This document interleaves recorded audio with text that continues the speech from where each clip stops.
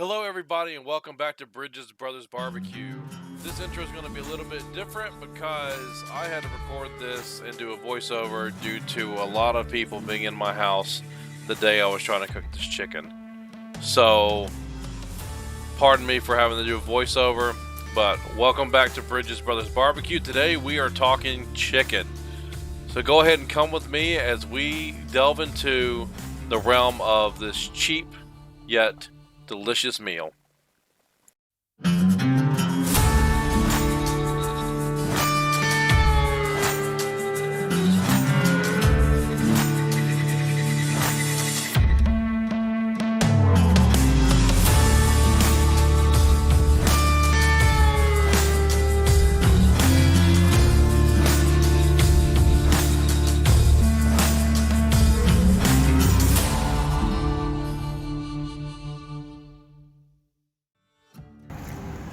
Hello everybody, welcome back to Bridges Brothers Barbecue.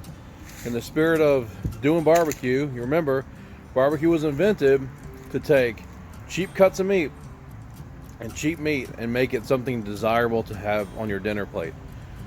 Today, we are doing chicken because beef prices currently are outrageous. There is a video of me doing some New York strips that we got from Costco the other day. Uploaded on this channel. It should be the one right before this video.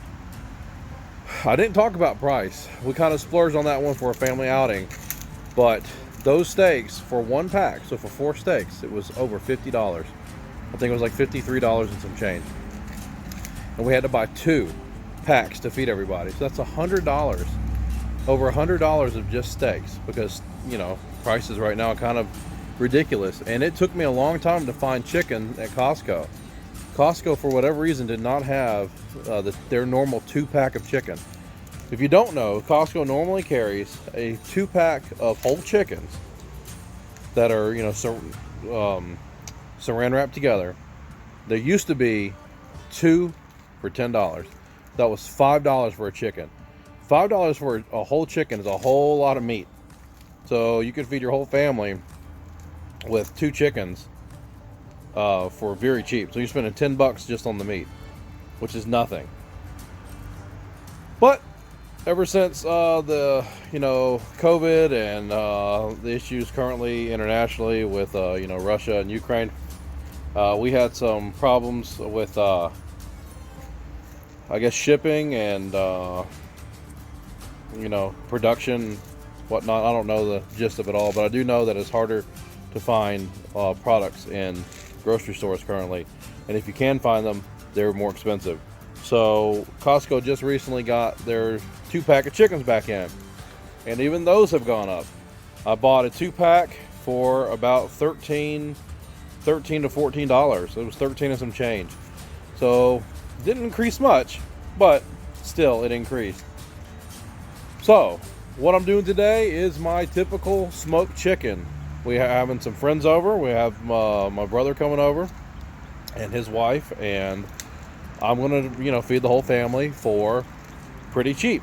So yesterday I did the video on steaks, which was $100. Today I'm doing a video on chicken, which was $13. So if you follow this recipe, if you follow my my smoking technique, then you're going to end up with a delicious chicken.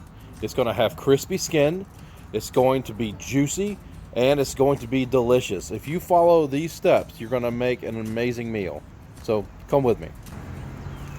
In order to do these smoked chickens and to get an amazing product, I only use salt and pepper, my typical blend of salt and pepper. Today we're doing an experiment though. I got a new seasoning. My Uncle David recommended it. He's out of Alabama, and he recommended that I try Pepper Tree white seasoning and black seasoning. Their black seasoning I have tried in a previous video, and it was really good. Is it my favorite? No, I wouldn't say it's my favorite seasoning, but it is still very good, and it's worth, I think, buying and keeping in your spice cabinet for future cooks if you plan on having a variety of spices and flavor profiles. I have not tried the white seasoning. I just opened it and just put it on the chicken. And we're going to do a taste test later on to see if this is worth the price and worth to keep in your spice cabinet. So without further ado, let's go ahead and get smoking this chicken. Okay, now here's voiceover number 2. What we have here are 2 Costco chickens. Bought them yesterday from Costco. They were $1.49 per pound, $13.65 for the whole thing.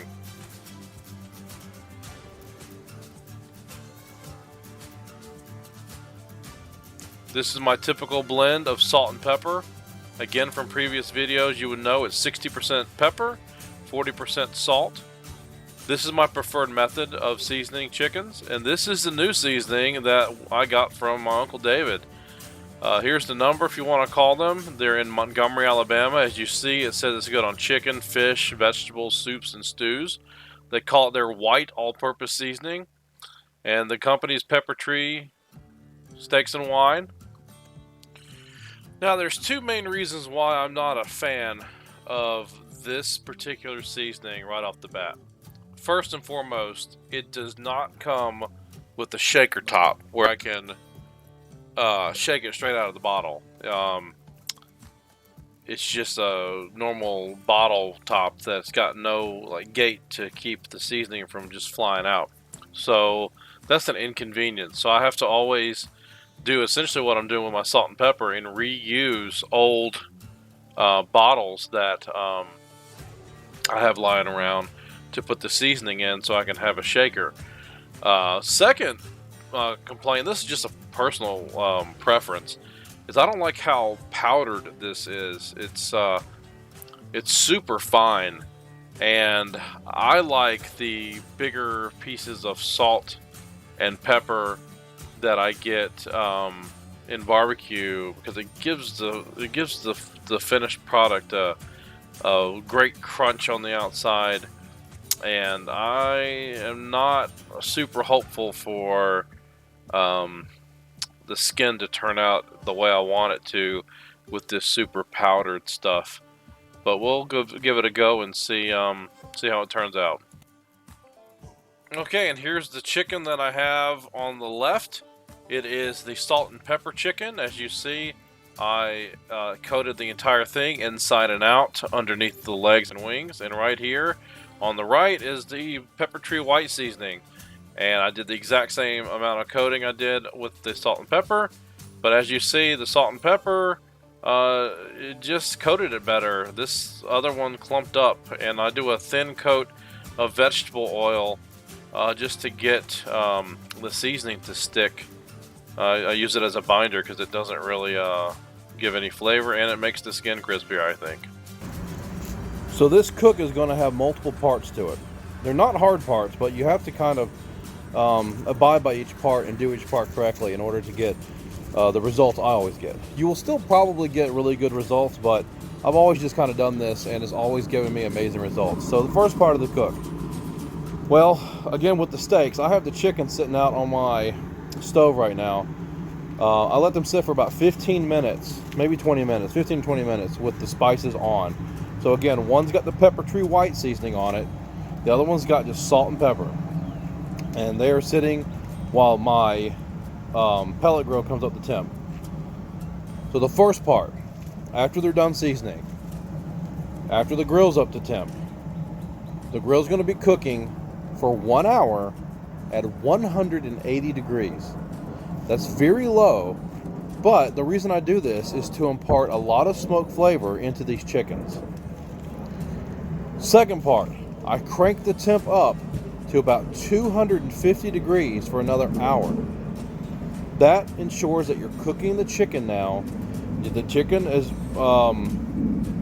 preheated at this point. It's going to be in the smoker for an hour at 180. So we're slowly raising the temp up, and we're not stressing that meat out. It's going to be very juicy and very delicious with some good smoke flavor on it. After you bump it up to 250, let it sit for another hour.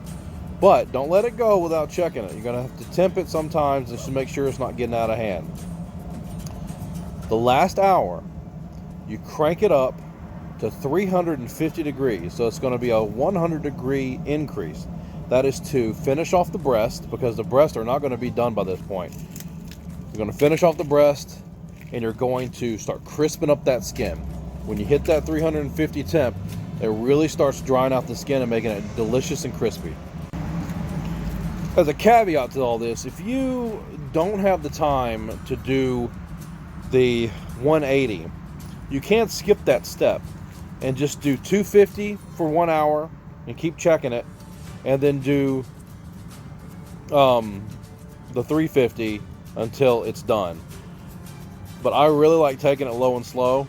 Take that extra hour, and you're gonna make some really great chicken and have some really great results. I'm gonna go ahead and grab the chicken, put it on my smoker, and we're gonna get this thing smoking. All right, so here where we're at. I just put these on. They haven't even been on for a minute. Salt and pepper there. Pepper tree white seasoning there. One of the best things I can tell y'all to do is season the inside of your chickens. I opened up the cavity and I dumped a whole bunch of the salt and pepper inside of the salt and pepper one, and inside of this one, the pepper tree, again, I opened that up and put a whole bunch inside. In my experience, if you season the inside of the chicken, it's not just seasoning from the outside down. You're also seasoning from the inside up. So the breast, the thighs, even the wings, you get extra flavor inside of your chicken meat after you're serving it. So right now we got these on. We're approaching the target temp of 180. We're gonna smoke these things for an hour. I'll show you what these look like after an hour. All right, the chickens have been on for exactly 1 hour. Again, temperature is still at around 180. Haven't opened this yet, so we're gonna look at it together, see how this chicken looks. And so far, you can absolutely tell this thing is still raw. There's a little bit of drying out on the legs. Let me just scooch that over.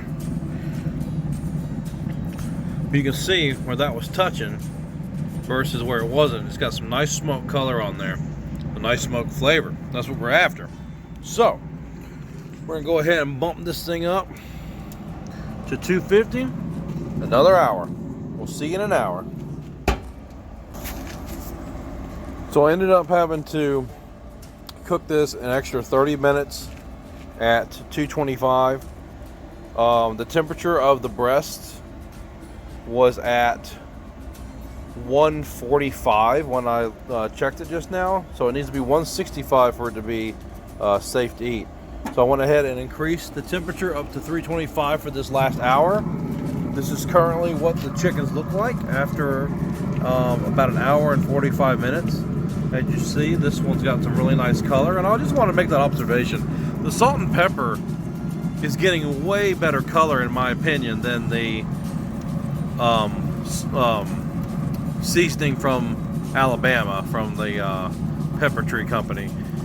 So this is just an observation I made. So we'll see how they turn out. Again, I'm going to let this thing get up to temp, and I'm going to cook it another 30 minutes to an hour just to crisp up that skin and get the chicken to 165. Okay, so to recap, we put these on for 1 hour at 180. After an hour, I came out here up the temp to 225. I misspoke earlier and said 250. It's 225 for another hour and a half. After an hour and a half went by, I cranked this up to 350. And this is what we have now after another hour of 350. You got crispy skin, juicy chicken. That's all the juice coming out of it, sizzling at the bottom. I'm gonna go ahead and pull these, bring them inside, and get them on the cut board. All right, so this is the finished product. This is the chicken with the pepper tree seasoning on it. As you can hear, it's got some nice crispy skin. I'm gonna go ahead and cut into it just to see how juicy it is.